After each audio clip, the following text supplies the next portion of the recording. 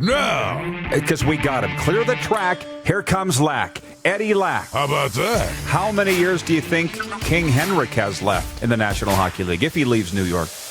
I think he's got like 1 or 2 left. I mean, he's one of these guys that just loves hockey, and I'm sure if he could, that he would play like Jagr, 46, 47, not a big deal, right? But probably has like another one or 2 good years in him. This is the Rod Pedersen Show. Good morning, everybody. Welcome to the RP Show. Good morning if you're in Western Canada, and good afternoon if you're in Eastern Canada. And for the rest of you Canadian sports fans around the world, welcome. Welcome to Canada's only live daytime sports talk show coming to you from the bunker out here in Western Canada. We've got breaking news to get to today. Couple of things. You just heard Eddie Lack breaking down Henrik Lundqvist being bought out of the final year of his contract with the New York Rangers and where he may be going, or at least what he may do. We'll be delving into that. And breaking news this morning that Sunday's game with your Tennessee Titans against the Pittsburgh Steelers dupes has officially been postponed. As of yesterday, they said they were playing. If this is so March. I know. Isn't it? Are we not? Yeah. So there's some breaking news there, not the least of which are quick six show topics and a lot of things to get to today. Sorry, I like your life preserver outfit you got on there. Repping the SJ. What's up? Anything I should know? No, I asked Google what the weather was going to be like this morning, which I do in the morning. Lazy. I know. What am I don't get a newspaper anymore, so I asked Google what the weather's going to be, and they said the high is only 10 degrees and there's a low of -1. So I'm like, I better wear something warm. So I wore the vest. I thought maybe you were going skiing right after the show or something. That's what you look like you're ready to do. Thanks. Too lazy to open the weather app. He's like, oh, Google. You know my thoughts on that. Of course I do. We've played them on this show. So, coming up on the program today, Rich Sutter, our NHL analyst. We will talk about his thoughts on the Stanley Cup playoffs that have just come up, Henrik Lundqvist's status, and probably, most notably, the NHL draft, which is coming up October 5th and 6th, which we've been talking about with Richie for some time now, but it's the next thing on the NHL calendar. CFL great, NFL alum, Stefan Logan will be with us. Joystick. Very much looking forward to the chat with him. I want to know who gave him the nickname Joystick. That's my number one question for him. I mean, he's so much fun to watch over the years.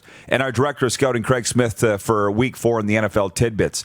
Just want to say for the Blue Jays, actually, let's get to the quick six show topics, then we'll get into that. All right, Jordan, Director Jordan, hit it. Number one show topic today, the Blue Jays lose game 1 at Tampa 3-1 last night. I watched it with my daughter's boyfriend and my daughter. She watched it, okay? So she was somewhat into it. Ozzy and I were a little more into it. She was at Instagram. Yeah. You guys were watching the game. So obviously, Charlie Montoyo outthought himself by pulling Matt Shoemaker after the game. Matt Shoemaker really seems to be a real millennial, doesn't he? Did you see his post-game news conference? He's like, basically saying, I wouldn't have pulled me. I would have liked to have stayed. You know what I mean? Yeah. Not whatever's best for the team. But in his case, it wasn't what was best for the team. And sometimes managers do outthink themselves and coaches. You know that, right? And whatever, they're down 1-0 And I've vowed as long as the Blue Jays are in the playoffs, I'll be wearing some sort of Blue Jays memorabilia. And for those that are listening at rodpedersen.com right now and can't see us on the feed brought to you by Suds, it's a 70s era Blue Jays zip-up, we call it, that you guys bullied me the last time I wore it. You said it's dated. Do you remember saying that? No, but obviously you do. Well, things tend to stick with you. So anyways, I'll just sit like this all day with my Blue Jays logo sticking out. Other than that, it just looks like a 70s Studio 54. I don't know. I find it hard to believe, and you'd have to find the tape, that I would bully you. It looks like it would look really great with it looks like a retro Titans, like Houston Oilers thing. I would love that. Maybe it was Clark bullying me. I'm not sure. Somebody bullied me. Clark says he loves it. So I don't know. What do you think about this 70s era Blue Jays pullover, everybody? I'm a fan. Are the Blue Jays going to win today? Hyun Jin Ryu on the mound? They need to. Yeah. They need to. The pitching thing, I mean, the pass ball, the wild pitch, I mean, that led to the opening run. But I get it. It doesn't matter how good your pitching is. If you can't score any runs, you got to put some runs on the board. But Anyways. You come laughing at the Facebook Live wall, and Dupes couldn't concentrate. I know. Jamie in Halifax, nice track jacket, RP. You've been watching too much Cobra Kai. Hi! John Ohm in Winnipeg is watching. Looking 70s, dude. Love it, Rod. What's wrong with it?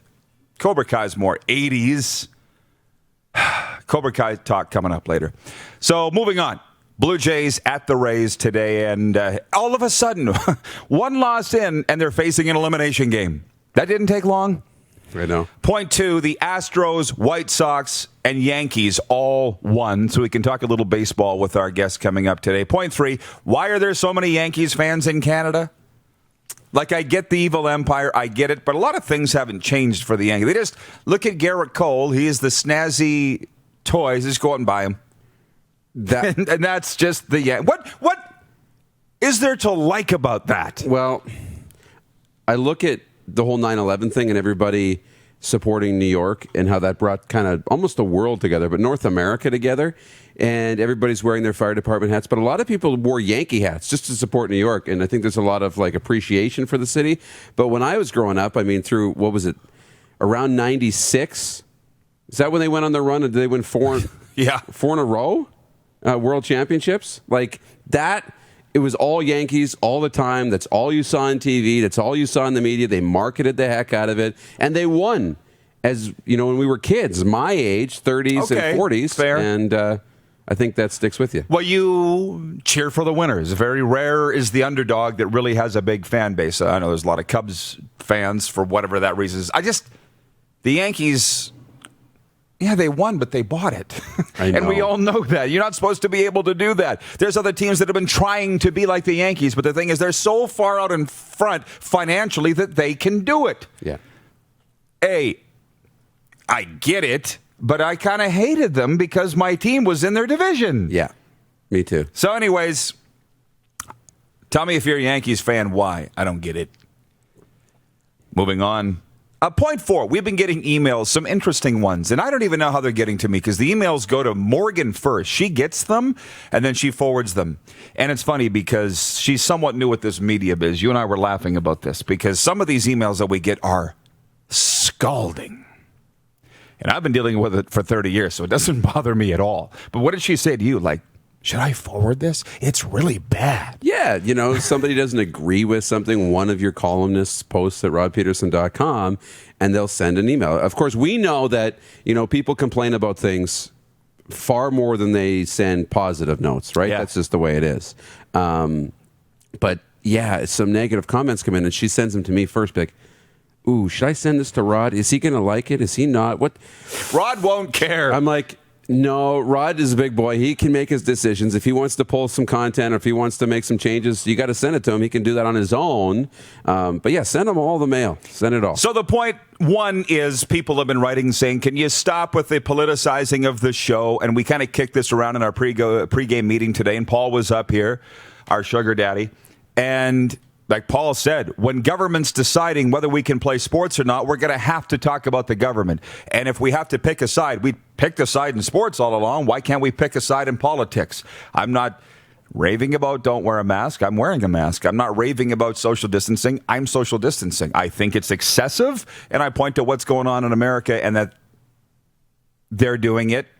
And I also point to the recovery rates. That is just my opinion. If you don't like it, don't watch. I would rather be talking about Canadian Football League games and CHL games and Junior A games and PFC games and Canada West football games. They're not playing because of the government.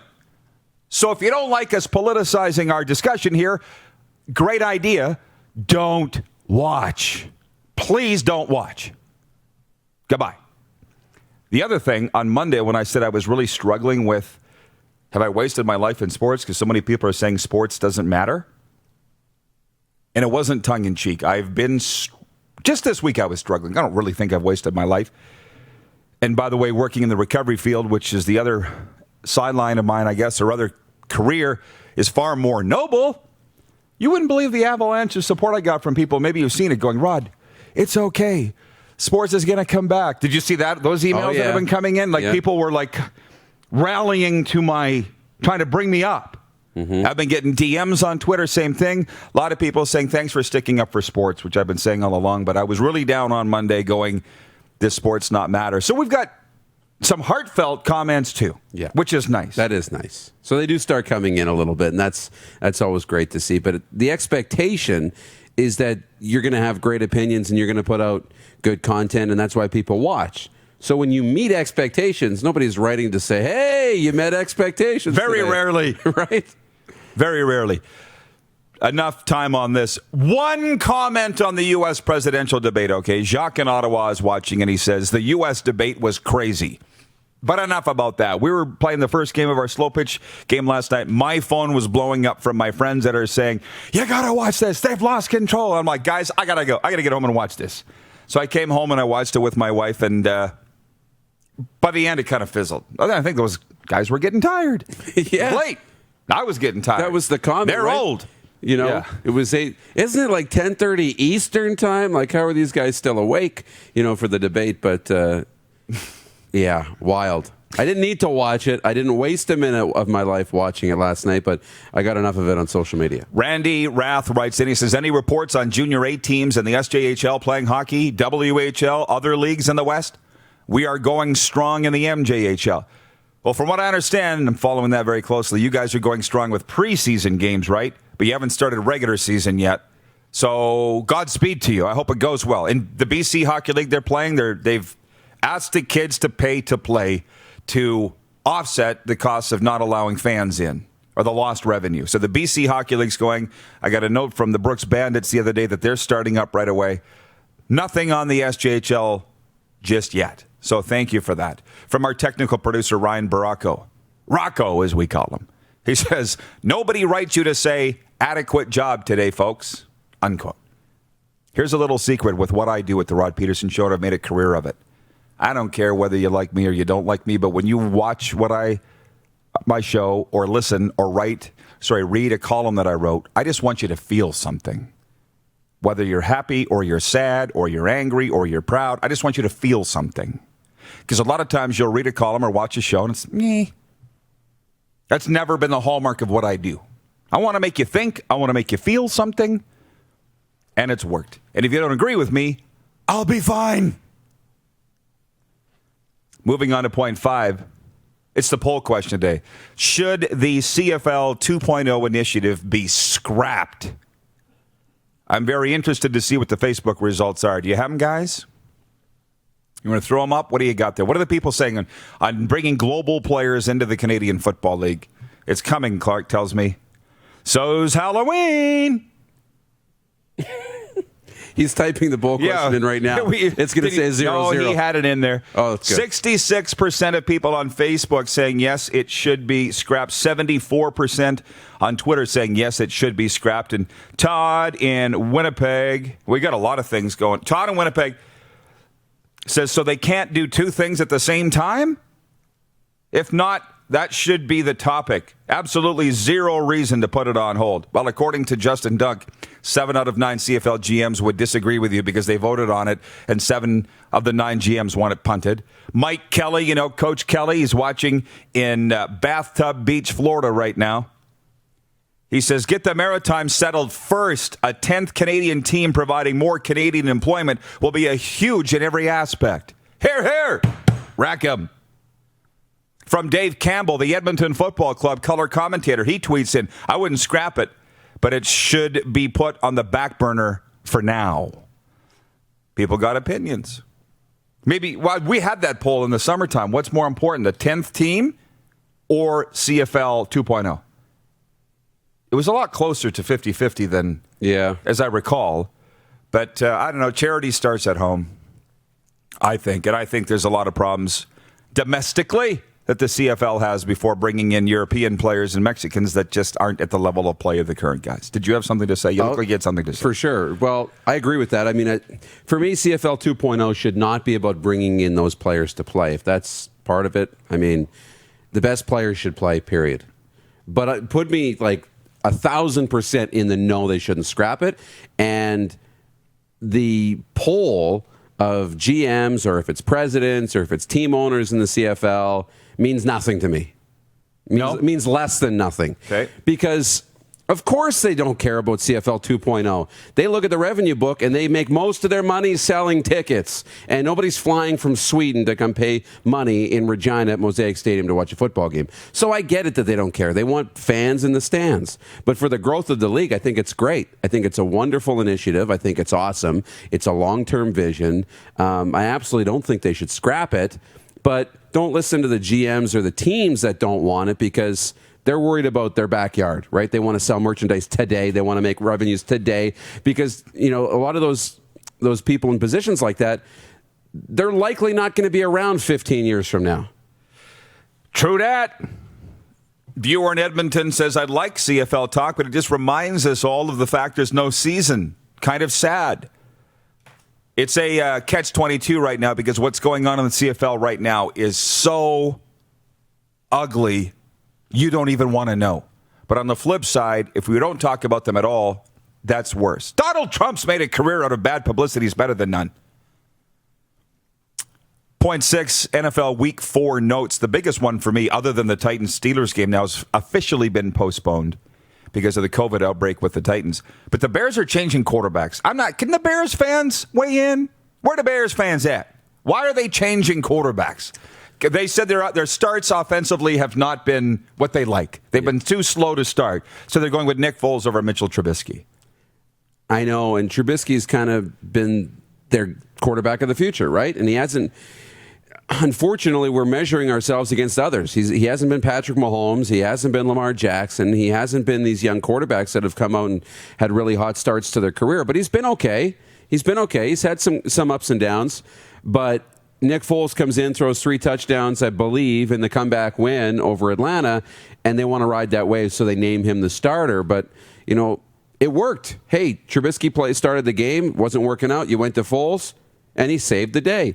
Why can't you ride that kind of method and keep going with Trubisky? And maybe they'll start Foles, and if they have to, they'll go to Trubisky. I don't know. I'm not watching the Bears. I just wanted to explain to me. Yeah. And what I read, it's too slow of offensive starts. They think Nick Foles, and the guy's proven, obviously. So we'll get to some NFL notes, especially with our director of scouting, Craig Smith. We're getting to the end of our time in the warm-up. I just want to mention Stu Grimson, the Grim Reaper, was our rock star of the day yesterday for Rockstar Supply Chain Solutions. The NBA Finals open tonight, and I will be watching Heat versus Lakers, primarily because there's nothing else on. And at the time we have left, because we'll get to Henrik Lundqvist's future in the next segment with Rich Sutter. Damian Cox, who's he working for now anyways? Do we know? Because I'm not a Damian Cox fan. Never have been. So he's saying that the bubble COVID Cup in the NHL shouldn't mean anything because there was no road games. And, of course, the Lightning have been attacking him for that. Do we not know yet that it doesn't matter what Damian Cox says? I was never a fan at all. And then I see him on the Memorial Cup broadcast on Sportsnet, and then he's not on there, and 2 years later he's crapping on Major Junior Hockey for exploiting the kids. I'm like, what the hell? You didn't have a problem with it when you were collecting a check? Why do we care what Damian Cox says? He's been around a long time. So what? And he's had the national platform, so we recognize the name, and we know the name. And, again, he was in his lane as when he was a columnist in the newspaper, but his takes have just become more negative and more negative and more negative and more negative and more negative, and it's wearing on people. It's wearing on people, and it's exhausting, and we don't want to see it. I've always thought he was an idiot. Don't care what he has to say. Shocked that people still care what he has to say. Rich Sutter coming up next. Our good and longtime friend to chat some NHL. Hang on. This has been the warm-up you're watching on Game Plus TV, Facebook Live, and listen live at rodpedersen.com. You're watching Rod Pedersen On Demand. For more of The Rod Pedersen Show, visit rodpedersen.com or follow Rod Pedersen on social media.